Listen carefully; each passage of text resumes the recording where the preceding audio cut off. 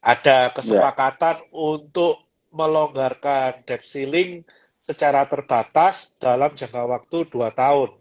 Dengan syarat-syarat, salah satunya adalah untuk memangkas pengeluaran. Jadi mereka tidak memaksa untuk menaikkan income dengan menaikkan pajak, tapi lebih memilih untuk memangkas pengeluaran. hmm. Nah, kira-kira kalau dari Ko Herman, apakah langkah yang dilakukan oleh Senat kali ini favorable kok, dengan syarat-syarat yang ada dan dengan langkah-langkah yang ada? Mungkin sebelum ke arah lebih detailnya, Hana mungkin biar Oke, kasih perspektif boleh, dulu kali ya, biar boleh. mungkin teman-teman biar kebayang. Eh, Apakah sesuai dengan persyaratan ini yang sebenarnya Betul. masih belum final kan, bro? Cuma memang at least supaya teman-teman kebayang ya. Jadi setiap tahun itu memang US itu selalu ada debt ceiling kind of drama gitu lah. Tahun lalu juga udah kejadian kan. Tahun lalu itu uh, debt ceilingnya US itu juga dinaikin sekitar kurang lebih 2 triliun something ya. Aku lupa angka persisnya 2,1 atau 2,2 something triliun itu dinaikin juga. Cuma memang dulu kan sempat pernah ada isu itu kan, kenapa sih ini kemarin jadi kayak krusial banget kan debt ceiling ini, karena yang ditakutin itu debt ceiling itu kalau masuknya sampai ada gridlock, terus nggak ada kesepakatan antara White House, antara Demokrat Republikan, nah itu impactnya cukup parah karena setiap uh, US, karena ini kan ibaratnya duit dari balancingnya US government itu kan mereka ngukurnya kayak kata-kata ngomongnya US Treasury-nya udah mepet gitu kan duitnya. Jadi cash balance-nya itu kan tinggal mungkin bertahan hanya sampai dengan per 1 Juni. Makanya kemarin dibilangnya ex date-nya itu per 1 Juni. Sebenarnya tadinya ngomongnya akhir Juni, cuma lama-lama maju karena ada impact dari kenaikan interest rate itu sendiri. Jadi to give some color, kalau setiap ada apa ibaratnya government shutdown di US selama 1 minggu, itu sensitivity-nya kurang lebih US punya GDP itu contraction-nya itu Oke, 0,1% of oke, GDP growth gitu, bro. Jadi kalau beberapa minggu berturut-turut, ya kontraksi dari US GDP-nya itu uh, oke.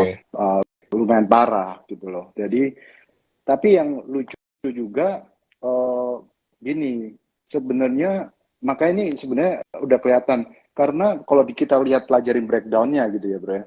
Breakdown dari US government punya spending sendiri, itu kan kalau bisa kelihatan ya yang paling gede itu apa sih account-accountnya gitu kan.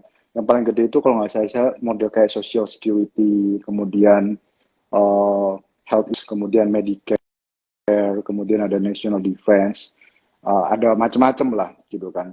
Nah, dan interest, jadi setiap negara itu kan punya porsi pembayaran interest gitu kan.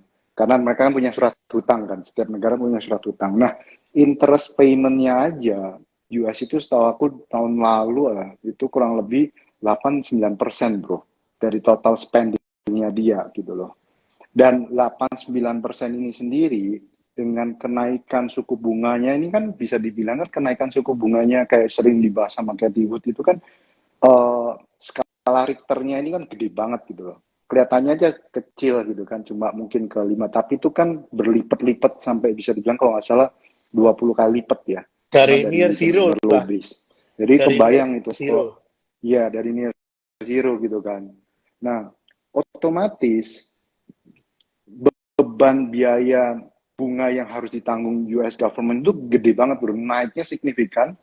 Jadi kalau itu porsi itu aja udah naiknya cukup signifikan, udah pasti indirectly itu yang lain-lainnya itu kan semi default bro.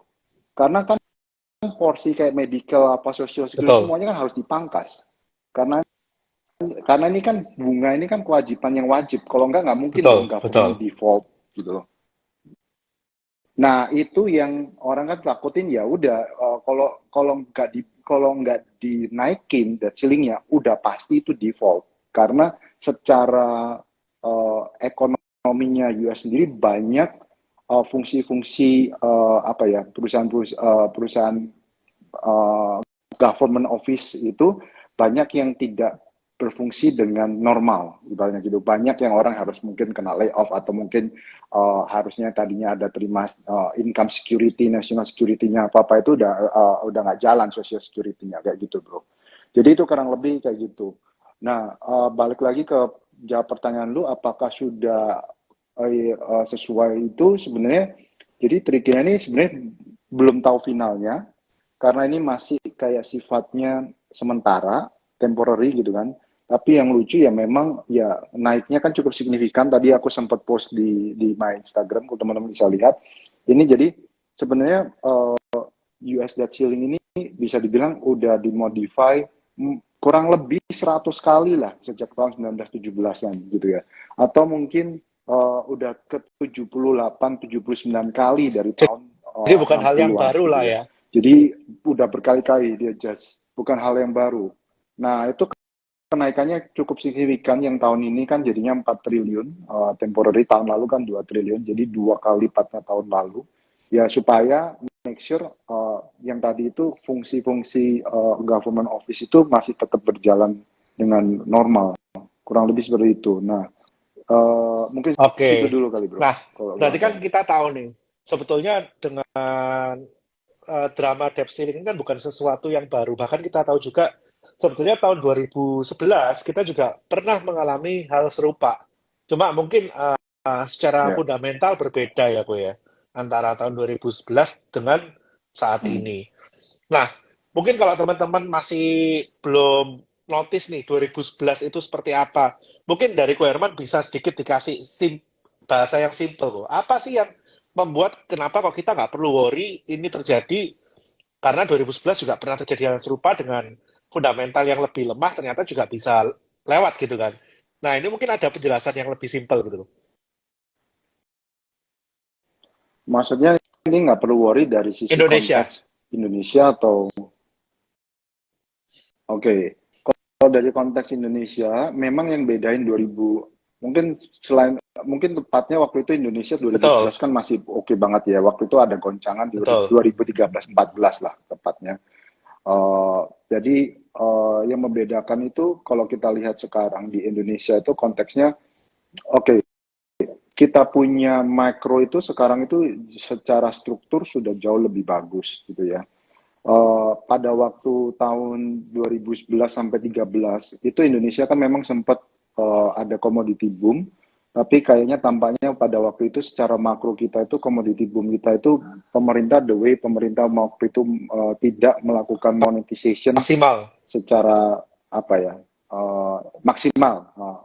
Monetization apa artinya ya intinya kalau ekonomi lagi bagus itu harus ada pengelolaan neraca negara harus baik gitu kan. Nah kalau sekarang ini kan malah sekarang menurut aku jauh terlalu extremely konservatif gitu kalau aku lihat. Makanya akibatnya beritanya fiskal negara Indonesia bagusnya setengah mati gitu kan, naik pertumbuhan taxnya 50% bla bla bla, tapi Gajah. ekonominya kita yang agak Karena terlalu slow konservatif. gitu, agak stuck gitu.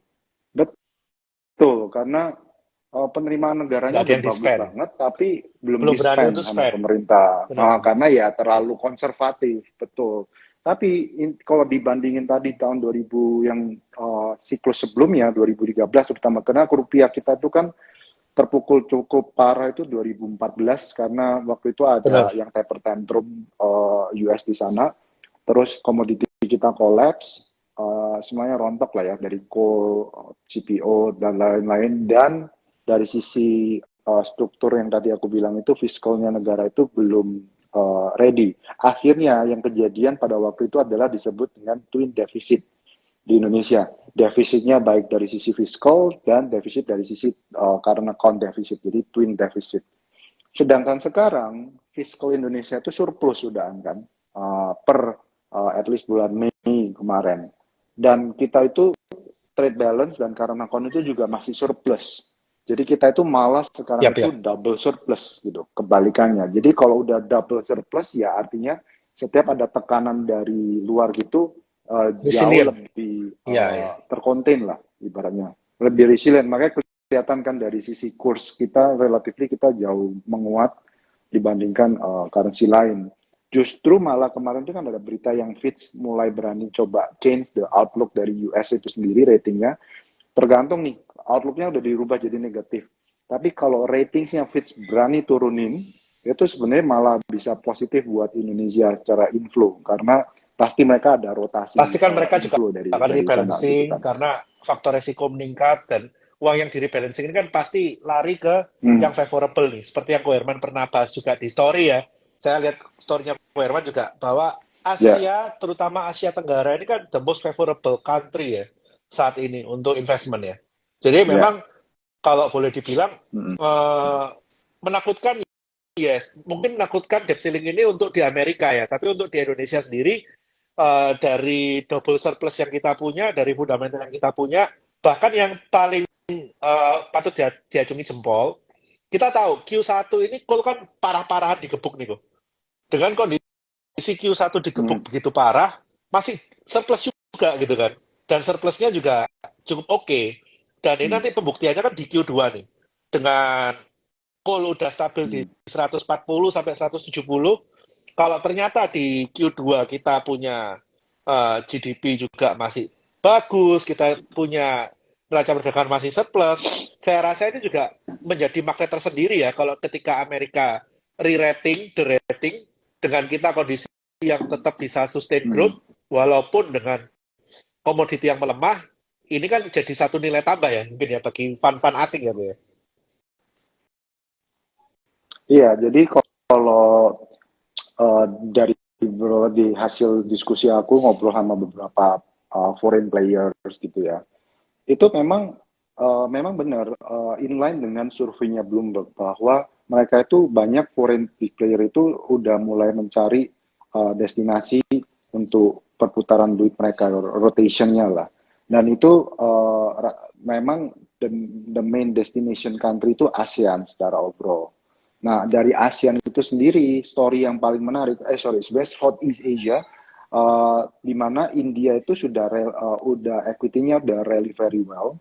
Dan kalau dilihat dari sisi siklusnya, India itu kenapa jauh lebih mendului Indonesia? Karena secara struktur ekonominya mereka jauh lebih bagus, karena mereka sempat karena account surplus duluan, tapi sekarang kan mulai agak plateauing gitu kan, mulai agak turun lah sebenarnya, bukan plateauing, lebih udah turun. Nah, dan secara liquidity market index-nya di India itu jauh lebih bagus dibandingkan Indonesia. Dan again, secara pemerataan ekonominya di India itu juga jauh lebih merata dibandingin di Indo gitu ya. Nah, itu kelihatan banget kenapa karena services sektor di India itu jauh lebih advance dibanding Indo, bro. Makanya kenapa di sana itu pada waktu ada ekonominya lagi booming, duit dolar itu lebih merata gitu kan. Kalau di Indonesia ini kan lebih mungkin beberapa pada waktu kita ada Benar, commodity boom, duitnya lebih kurang merata ya karena agriculture benar, kita benar. kurang booming gitu kan. Makanya ekonomi di sana itu lebih cepat waktu reopening dari COVID, pertumbuhannya itu jauh lebih cepat dibandingkan Indo. Indo ini sekarang dari ASEAN sendiri itu kan India udah perform very well. Jadi mereka udah lihat bahwa di India itu udah banyak yang lebih mahal lah. Udah Valuasi-valuasi nggak di sana tuh menarik rata-rata lah. jauh lebih mahal. Kayak misalnya katakanlah udah gak menarik lah. Lu kalau misalnya makanya dulu Avian itu sempat IPO Ngelihat di Indo kan valuasi, karena benar. benchmarknya kan dia lihat di India itu jauh lebih mahal. Retailer di India juga jauh lebih mahal. Jadi mereka udah mulai lihat nih di Indonesia mulai banyak yang murah nih gitu kan. Dan momen yang paling krusial itu memang gimana government Indo itu bisa boost dia punya spending kan di first quarter ini kan quite slow ya in term of domestic private consumption ya. Jadi itu yang diharapkan kalau kita sempat dengar-dengar ngobrol sama beberapa government official dengan BKF kayak gitu-gitu ya. Itu memang udah nunjukin bahwa salnya Indo bro itu udah 700 triliun bro. Jadi buat teman-teman yang nggak tahu SAL itu apa, SAL itu kurang lebih anggapannya cash yang lagi nganggur di balance sheet-nya Itu negara cash Indonesia. Itu keras tuh, 700 triliun. benar. Cash keras Itu belum yang tidak di-spend. di-spend. Itu belum di-spend.